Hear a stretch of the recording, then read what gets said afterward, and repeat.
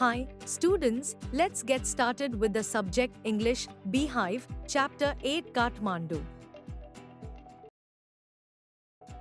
I get a cheap room in the center of town and sleep for hours. The next morning, with Mr. Shah's son and nephew, I visit the two temples in Kathmandu that are most sacred to Hindus and Buddhists. At Pashuptinath, outside which a sign proclaims entrance for the Hindus only, there is an atmosphere of febrile confusion. Priests, hawkers, devotees, tourists, cows, monkeys, pigeons and dogs roam through the grounds. We offer a few flowers.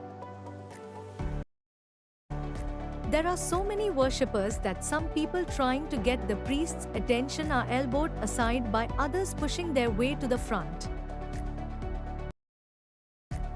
A princess of the Nepalese royal house appears, everyone bows and makes way. By the main gate, a party of saffron-clad Westerners struggle for permission to enter. The policeman is not convinced that they are the Hindus, only Hindus are allowed to enter the temple. A fight breaks out between two monkeys. One chases the other, who jumps onto a Shivalinga, then runs screaming around the temples and down to the river, the holy Bagmati, that flows below. A corpse is being cremated on its banks, washerwomen are at their work and children bathe. From a balcony, a basket of flowers and leaves, old offerings now wilted, is dropped into the river. A small shrine half protrudes from the stone platform on the river bank. When it emerges fully, the goddess inside will escape, and the evil period of the Kaliyug will end on earth. At the Bhauranath Stupa, the Buddhist shrine of Kathmandu, there is, in contrast, a sense of stillness. Its immense white dome is ringed by a road. Small shops stand on its outer edge. Many of these are owned by Tibetan immigrants. Felt bags, Tibetan prints and silver jewelry can be bought here. There are no crowds. This is a heaven of quietness in the busy streets around.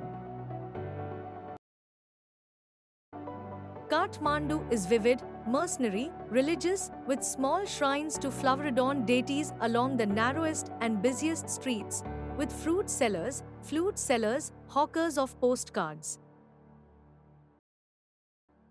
Shops selling Western cosmetics, film rolls and chocolate, or copper utensils and Nepalese antiques.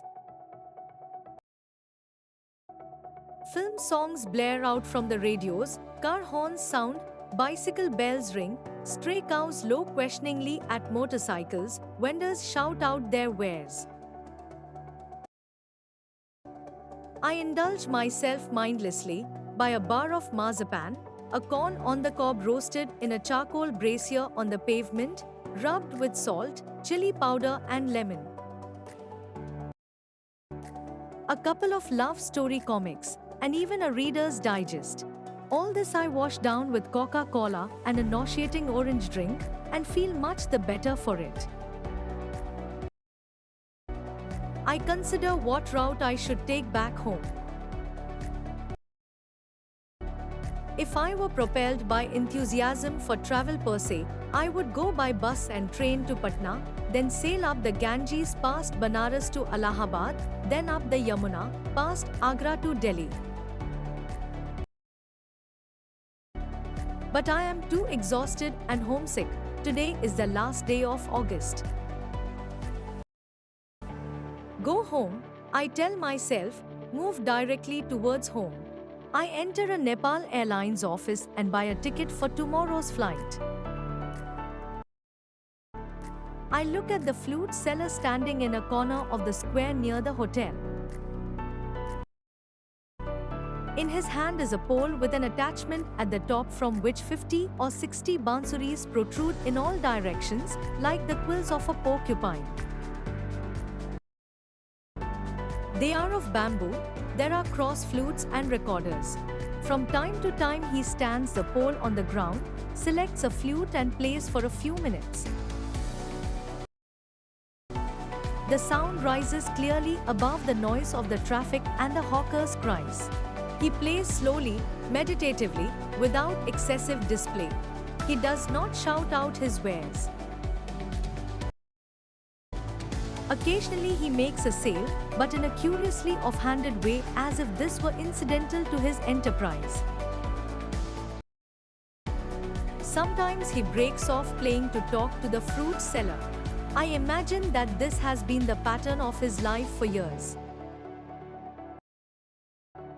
I find it difficult to tear myself away from the square. Flute music always does this to me. It is at once the most universal and most particular of sounds. There is no culture that does not have its flute, the reed ne, the recorder, the Japanese shakuhachi. The deep bansuri of Hindustani classical music, the clear or breathy flutes of South America, the high-pitched Chinese flutes.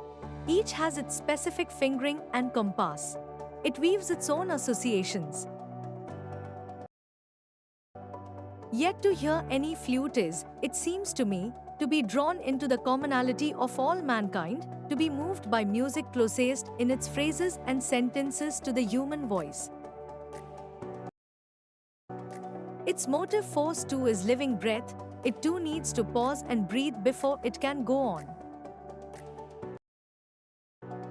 That I can be so affected by a few familiar phrases on the bansuri surprises me at first, for on the previous occasion that I have returned home after a long absence abroad, I have hardly noticed such details and certainly have not invested them with the significance I now do. Thanks for watching.